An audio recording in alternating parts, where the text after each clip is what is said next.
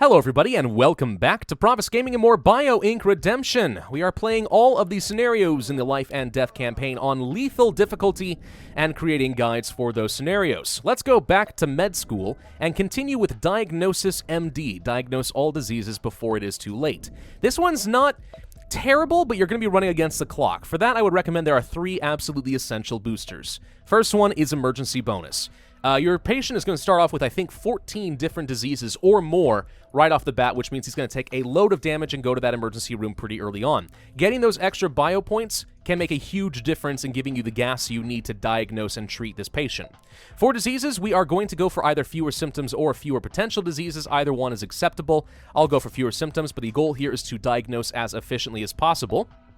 Lifestyles doesn't actually matter all that much. I guess we can go for...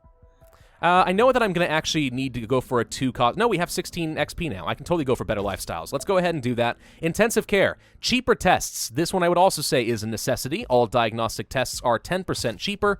And environments, slow collapse. Pretty darn helpful to try and buy as much time as possible. The idea here behind this scenario is you only need to diagnose the patient. You don't actually need to treat them.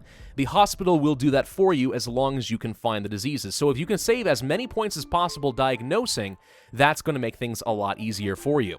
Diagnosed diseases are automatically treated for free. There you go. See? We have to diagnose 14 diseases. Going to be a little tricky here. Our patient is mostly taking damage in the immune system and the nervous system. Good to know, so we'll focus probably on those first. Now, since I know that my patient is going to have a lot of diseases to start, I may not necessarily worry about some of the really early branching things. I may start with some of the more extreme cases, like, let's say, a stroke or an aneurysm or lupus or something like that. I may not go for allergy tests when I can just go for lupus instead, if I have good reason to believe that that is what my patient is suffering from.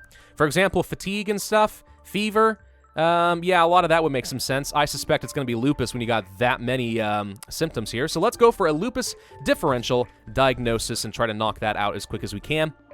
Again, though, you can see that our patient is taking so much damage. He is going to be going to that emergency room very early on, and all of those extra points are going to add up gloriously for me. All right, now up to 9. What else can we go for in the immune system? You probably have immunodeficiency, so we're going to go ahead and do a blood globulin tests, sorry. And up here, you know what, we're going to go ahead and do a psychological evaluation because I'm pretty confident he's got something up here anyway, and if we can catch 2 of them, that's all the better. The other strategy you could employ here is to go for any broad diagnoses, like a metabolic panel or blood panels or something like that. Things that can catch multiple diseases at the same time are certainly going to be pretty good. Photosensitivity and lupus have been detected, all right. Immune system and nervous system are all going to fail very soon. There's the chronic fatigue, insomnia, and immunodeficiency. And again, because we started off really early on, in med school, it does appear that even on lethal difficulty, if you start on the faraway stuff, the AI will say, hey, everything before it must be there as well. So I started by testing for immunodeficiency, and as a result, it automatically found the chronic fatigue and the insomnia for me. Now, shortness of breath. You could have sarcoidosis, and if I do this, I could skip the asthma. No, I don't think you could. Maybe you could. Yeah, you could actually have this. All right, let's go for a chest x-ray if I can get 1 more point. That would skip the asthma entirely. So yeah, start with the stuff that's far down the trees that you suspect your patient has, and maybe you'll be able to treat those very early on. At least that's the idea. Chronic stress, nervous breakdown, but not a burnout. Okay, good to know. We are in the emergency room, which means now we are going to get extra points every time we collect these little, well, red and white blood cells and stuff. Let's go for a sarcoidosis test with the chest x-rays. Nervous system, what else you got? Fatigue? You don't have burnout, so I know you don't have major depression, so that's not going to be it. You probably could have Parkinson's, given that you have a lot of damage in your muscular system. Hemopariasis is very likely. Memory loss, anxiety. You probably also have Alzheimer's. I'm just guessing. So if we can get a few more points, we'll test for a few more things further down the tree. The immune system is going to fail. That's fine. Now everything is taking a lot of damage. This is the first system where, or the first scenario where even on lethal difficulty, things do start ramping up pretty quickly.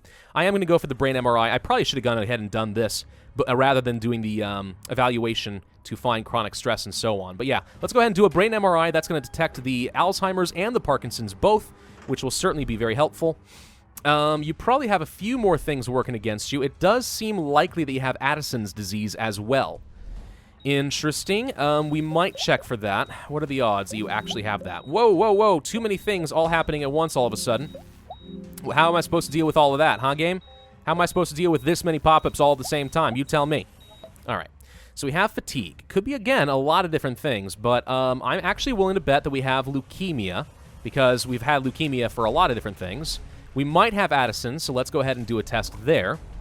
And we're already testing for that, so let's also go for a test for hemopariasis, which is a neurological exam, only costs 1 point. And then everything else could involve, let's say, you could have this, which is basically hair loss. A physical exam would check for like 3 different things, including chronic muscle cramp, which could be something you're currently suffering from. Never mind. No, you probably don't. Whatever, let's go ahead and wait until we get some results from more of these tests. Physical exam came back negative. Okay, so that was a slight blunder on my part. A lot of system damage being taken currently. We are going to have to do some sort of treatments in order to keep the patient alive. There's dementia, Alzheimer's, and Parkinson's disease.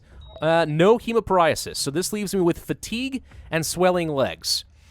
Now, you could... no, wait, Hank, can't be this.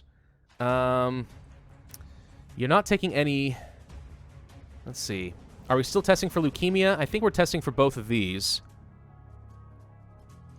If legs are swelling, it really could only be a handful of different things. And considering you already had lupus, I suspect that you probably have lupus nephritis as well. So we're going to go for a kidney biopsy over there. Then we're going to go to the intensive care, and we're going to have to find some things that actually will be used to improve the health of our patient before he dies, because he's already down to 15% health. For this now, I basically just need to have as many points as possible and cure a few symptoms. There's the Addison's disease. Okay. So I have no problem replacing your immune system. No leukemia. I was wrong on that point. Okay, well, there's the lupus at least. So that's going to be treated. Let's see. Respiratory system, skeletal system, no lupus nephritis. Okay, well, that changes things a little bit. I guess that kind of leaves only this. Let's go for an ultrasound. Okay, I'm curing everything that I can at the moment, but we need to start replacing systems or our patient is going to die. And for that, I'd like to have some points, please, game. So let's go ahead and take some of those. Uh-oh. Well, there's the blood clots. We won with only 2% left on health. We don't actually have to improve our patient. We just had to diagnose. For that, I actually got an achievement, though, which is pretty fun. Not the best score I've ever gotten. Actually, no, I take it back. 4,700 points. That's not terrible. So yeah, we got our patient down to 2%. Didn't waste any points on any lifestyle improvements. Didn't even end up having to do any intensive care. Shouldn't have tested for the leukemia. I got a little over-eager for that. Lupus nephritis surprises me, but maybe we should have knocked out the ultrasounds earlier just to rule that out since it was the cheaper test. Either way, that worked out. 127% diagnosis efficiency, 66 bio points in total, 14 diseases treated, and there's my score. All right, so that one's really not terrible, but you'll be going against the clock. Again, going for that emergency room bonus very early on means you're going to get a lot more points, and going for a diagnosis cost reduction and making it more effective at finding your disease with less symptoms is going to make things a lot easier for you as well. Thank you all very much for watching. I hope you enjoyed. If so, then be sure to hit that like button, leave a comment, and subscribe, hit that notify bell, and I will see you guys next time.